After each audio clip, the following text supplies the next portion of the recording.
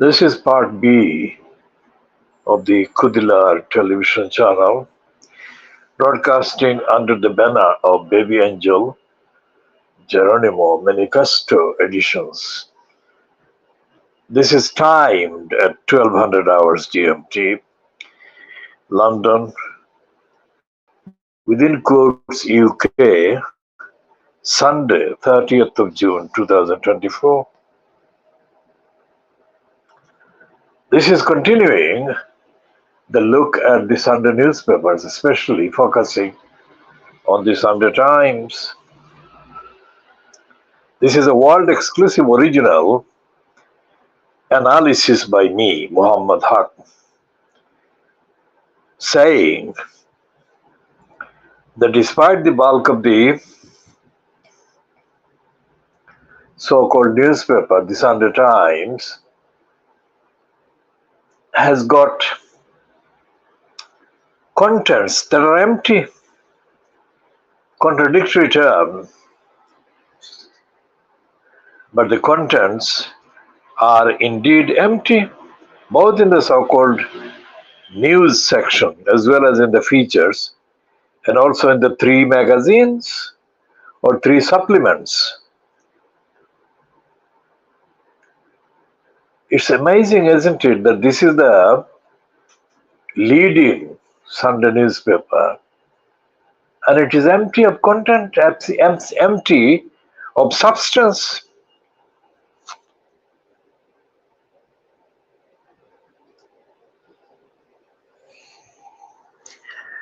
When in 2021, Keir Starmer was asked by a journalist, so-called, as to comment, his opinion about the depraved DEFRA conspiracy to do serious harm to the innocent baby angel Geronimo. The program of detriment and harm and damage to the baby angel Geronimo had already been publicly and cruelly and shamelessly asserted by the congenital liar Boris Johnson, who was in the post incumbent as Prime Minister at the time. So Keir Starmer also endorsed the attack on the innocent baby angel Geronimo.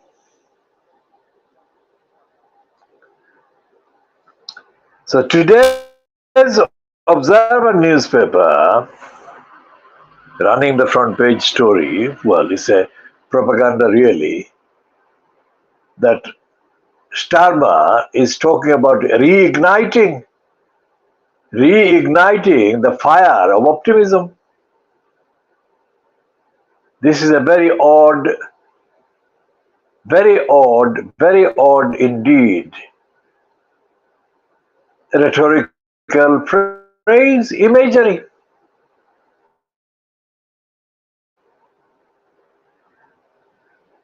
He is the one who is actually damning all optimism and hope for justice, say in the context of the ongoing massacre, genocidist massacre being carried out by the Zionist state of Israel.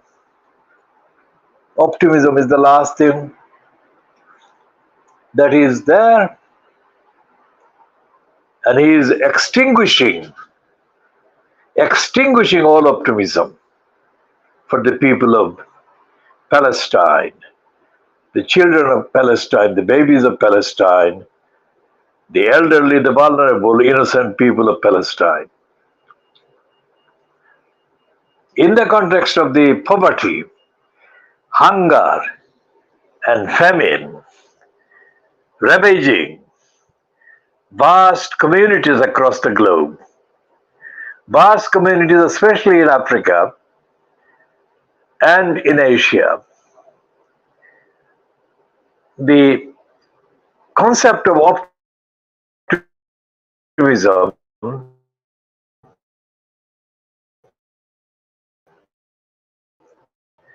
doesn't exist, because there is nothing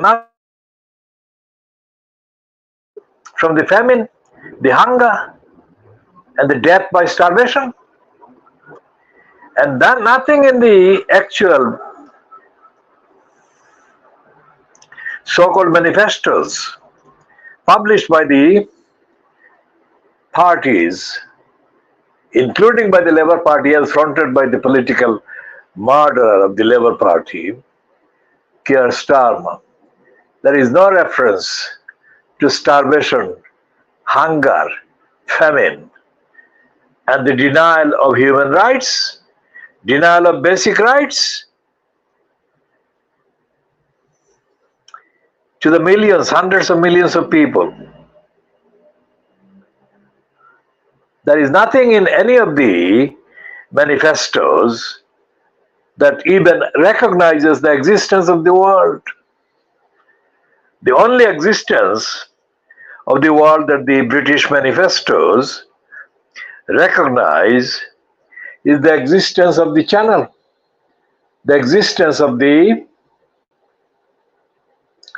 opportunity to damn and condemn and to belittle and to deny the rights of the innocent children being drowned in the channel between France and England because of the corruption, the cruelty, and the depravity being practiced by the dystopian evilnesses, Satan's personified on both sides of the channel.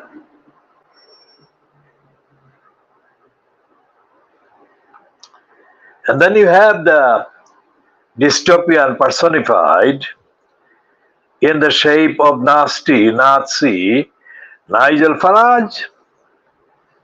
The contempt with which nasty Nigel Farage treats facts and evidence is brazenly asserted without the media really examining the basis on which the criminal keeps being given platforms, despite the fact that he is absolute evil.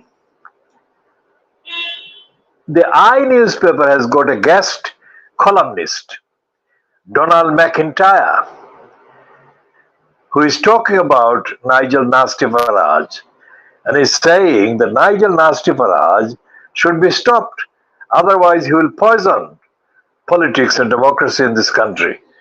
I'm using nasty Nigel Farage being depicted by Donald McIntyre. I'm not quoting him, but I'm using his statements. There is a piece, there is a thing called the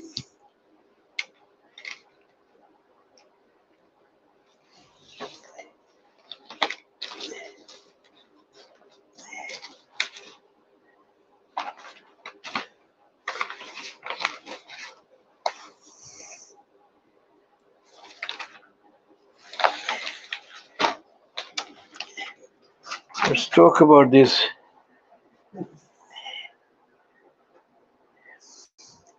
There's a piece in the I newspaper on page 18 headed Ditch Biden.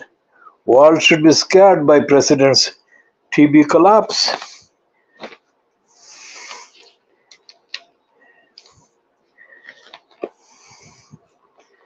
The McIntyre's piece I'm going to look at on page 30. Donald McIntyre, Farage will poison politics again if he is not stopped.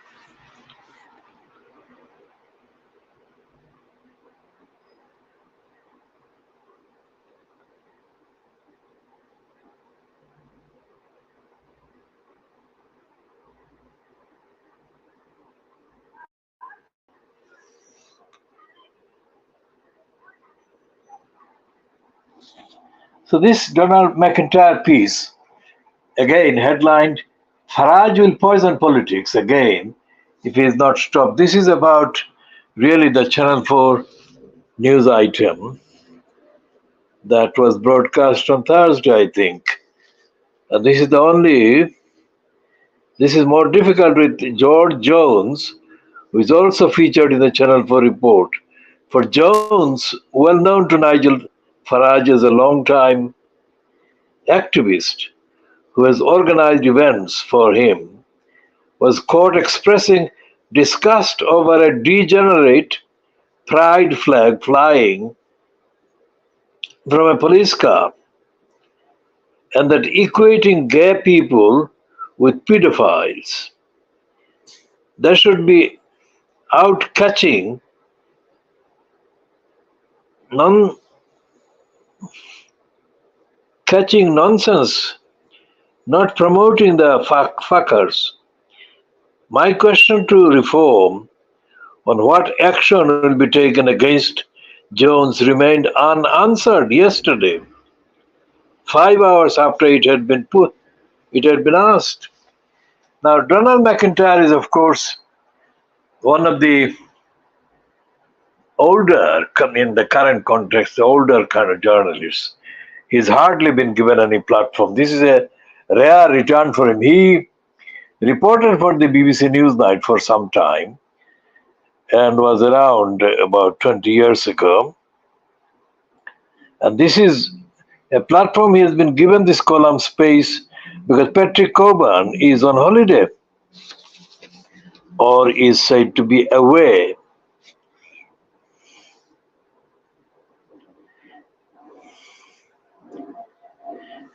Because McIntyre is kind of discussing the whole thing with himself.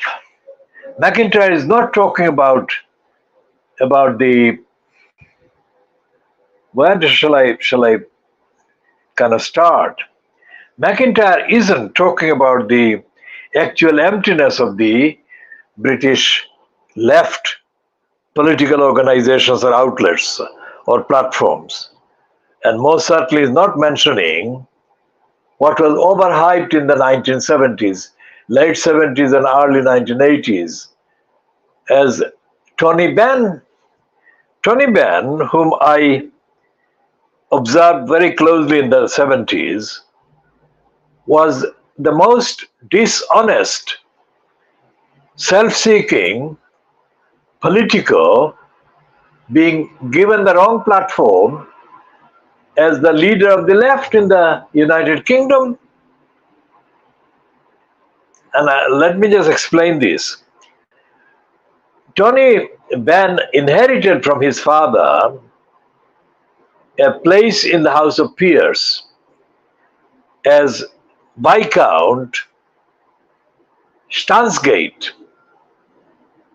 And in order to become a member of parliament, in order to become potentially leader of the Labour Party, Tony Benn staged an elaborate campaign to parade himself as a Democrat, as an opponent of the House of Peers, as an opponent of privilege. So he said that he was renouncing his place in the House of Peers, Stansgate, in order to become plain Tony Benn. Now, Tony Benn actually belongs to a family which is a multimillionaire business called Benn, a publishing company. So his pretense that he was going to become an ordinary person was a pretense. In any case, after he was allowed to renounce his being peerage by staging a propaganda-laden campaign for a piece of parliamentary act in the UK House of Commons, House of Parliament, Tony Benn was able to pretend that he was very much against the bourgeois privileged House of Peers. So he became member of parliament and remained a member of parliament for several years. But after he died, his elder son, Stephen Ben, immediately resurrected the same peerage, Viscount Stansgate, and he assumed the Viscount Stansgate title for himself. There was nothing to stop Stephen Ben becoming Viscount Stansgate, despite the fact that his father had paraded himself as being opposed to this privilege. So,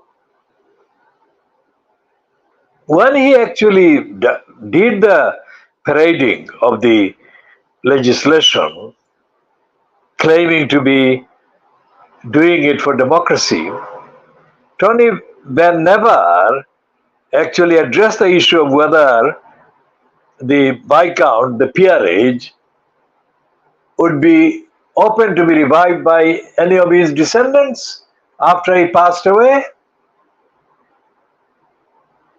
Now that could not have been an oversight, because the whole legislation dedicated to abolishing the Viscount Stansgate was about the family inheriting. So it was an inherited, it was not a life peerage, it was a continuation of the hereditary title. So all of that shows that Tony Benn was obsessed with abusing the parading of his careerist options and steps as a socialist, instead of addressing the actual issues of corruption, of poverty and hunger, of accountability, lack of accountability. When he was the Minister of Energy and he was a cabinet minister, Tony Benn didn't speak about the mass industrial scale absence of access to ordinary people to the decision making process that is ongoing at any time in the local councils. And it is the local councils that actually have the highest number and volume and amount of contracts with ordinary people in their boroughs.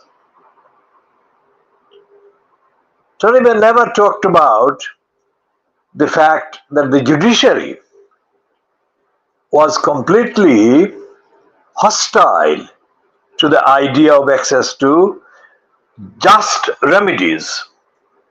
He never actually did that, despite the fact that while he was alive and active, so-called miscarriages of, within quotes, justice were taking place every so many hours, so many years. So if Tony Benn was around when the depraved DEFRA was focusing its campaign of harassment and vilification against baby angel Geronimo, it is absolutely certain that he would not be involved in campaigning for baby angel Geronimo. There is no evidence that Tony Benn actually campaigned for animal rights, safety for the animals, or indeed for accountability and transparency to be made available to ordinary people by the privileged operators of privileged lobbying, also known as the big charities, not ordinary charities, but big charities such as Shelter, which specializes in doing propaganda on housing, RSPCA, the Royal Society for the Prevention of Cruelty to Animals, which does propaganda in the name of animals, and others. And there is no evidence that Tony Benn was bothered about members of parliament being required to answer correspondence from ordinary people or members of their own particular constituencies at a given time.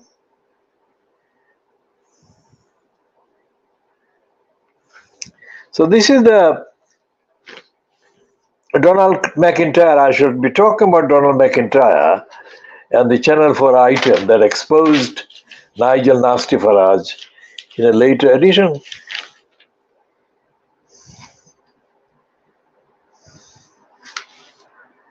Let's go back to the visit page 30.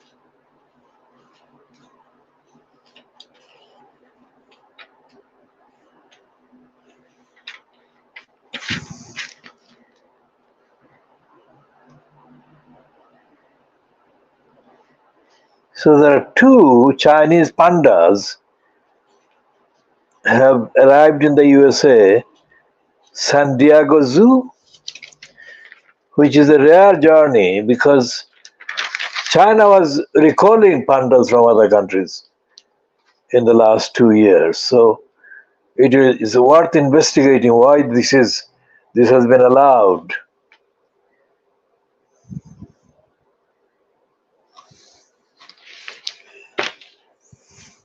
Now the item about France is headed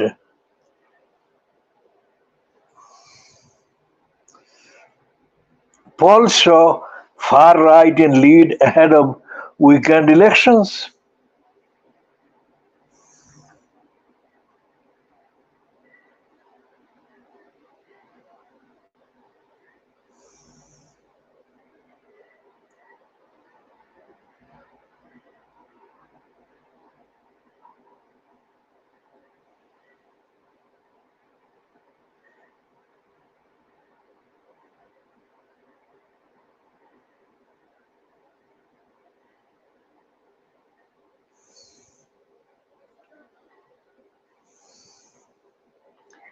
And they're saying that a poll by the BFM television in France showed that Marine Le Pen's fascist national rally could pass the 280 seat mark required for an absolute majority in the French parliament ahead of the first round of the voting on Sunday.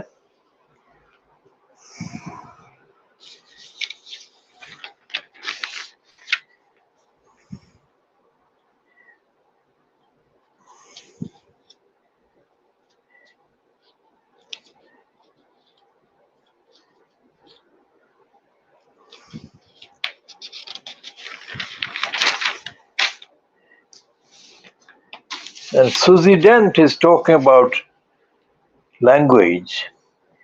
Try happy talk if our gloomy language is bringing you down.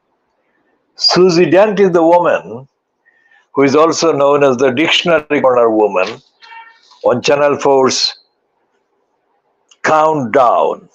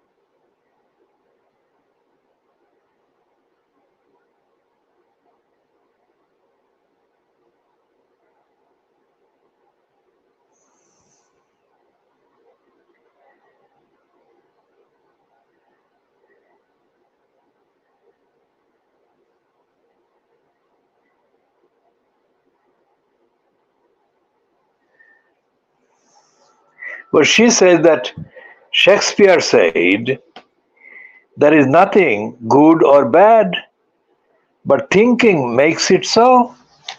Well, that's a complete shit. Whatever, this is an absolute rubbish. There is good and bad.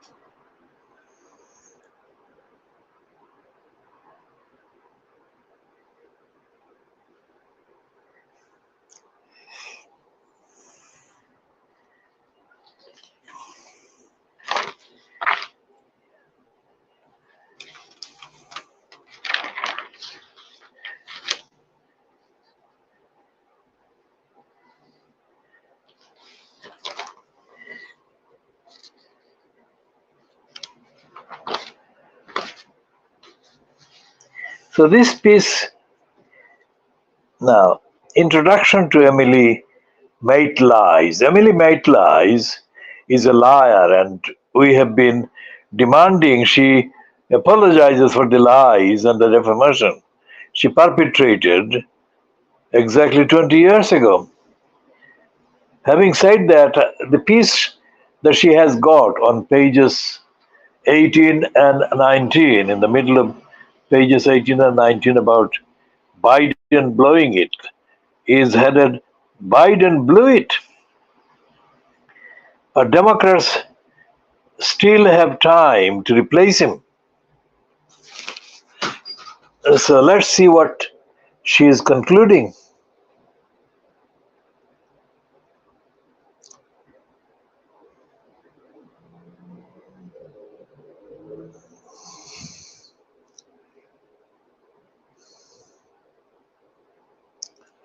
She is saying that the debate that took place between Biden and Trump significantly was watched by young Democrats from the sofa. And she says they have seen this debate from their own homes. They may simply choose not to leave them. That is on polling day.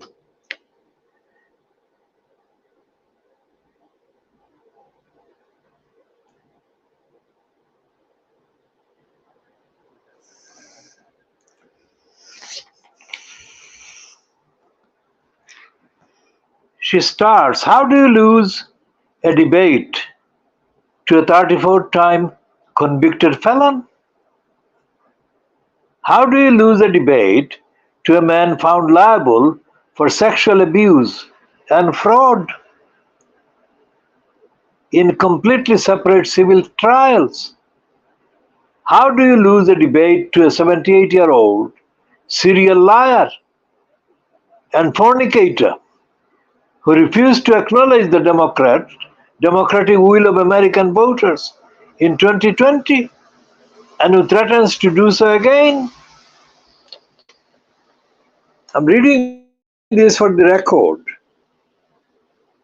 despite the fact that Emily Mate lies herself. How do you lose a debate to a 78-year-old serial liar and fornicator who refused to acknowledge the democratic will of American voters in 2020 and who threatens to do so again? How?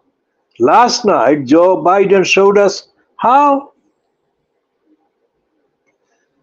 I have long resisted what I thought was a lazy narrative about Biden's years, that people who talked up the age of one candidate without mentioning the rambling senility of the other, just 4 years younger, were not being candid with themselves.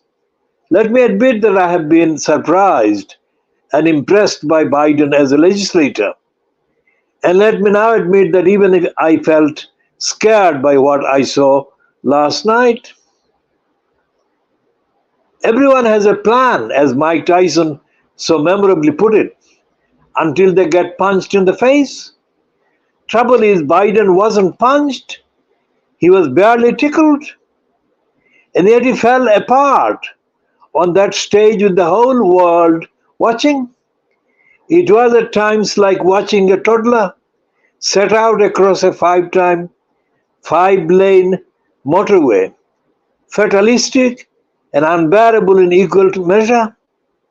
Trump was a Trump. I'll read that again. Trump was Trump. He lied and invented. He bragged and denied. But no one even raised an eyebrow because he always does. That was factored in. Biden's performance was not. The toughest watch of the night cannot. I'll read that again. The toughest watch of the night came when former president turned to the moderator and said without artifice, I didn't really understand what he just said. It hit me solar plexus with a thud because none of us had. Suddenly the man who we agree, no, suddenly the man we were agreeing with on that stage was Trump. This was a bad night for the Democratic campaign. Saved only perhaps by this genius who made it happen so early. There is still time to replace Biden. The Democratic convention, where the candidate is formally nominated, is still 7 weeks away.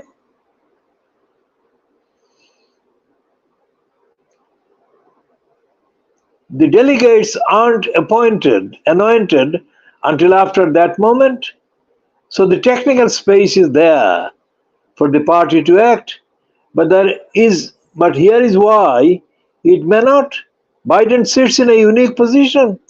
He is the only Democratic candidate ever to have beaten Trump. And he genuinely believes that's a position he cannot squander. Only the president decides if the president wants to run for another term. There is no party structure to bring him down. America has long struggled to articulate just how great the president's power should be.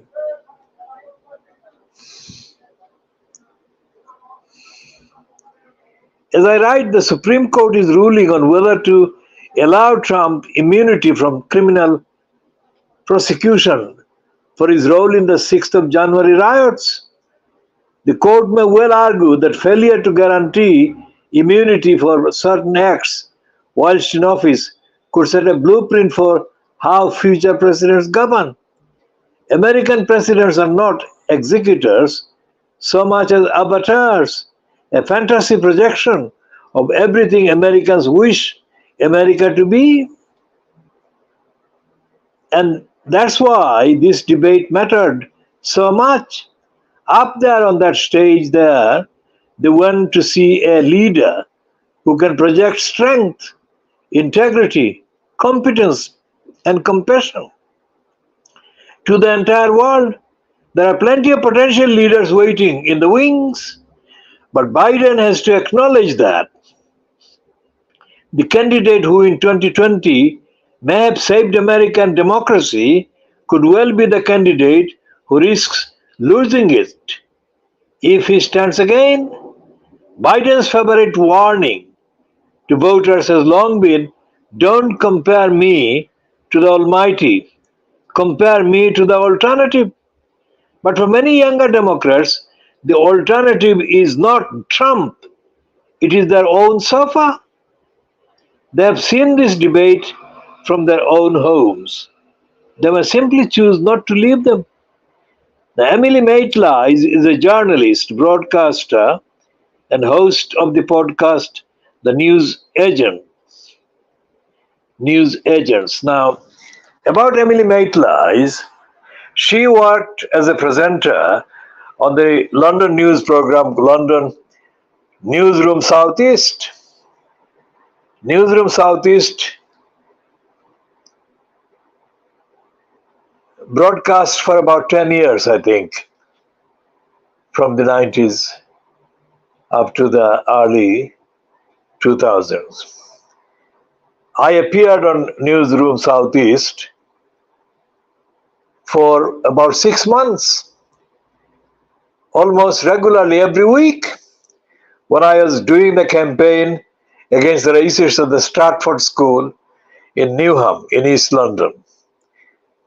And I appeared in the news program, Newsroom Southeast.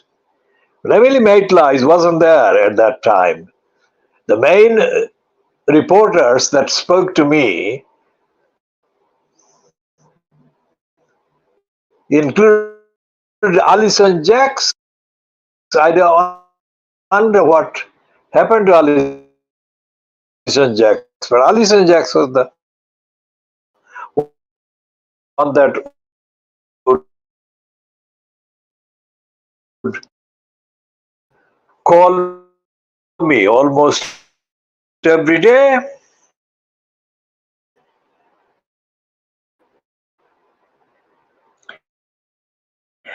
Emily Maitla took years of investigation up to a later time.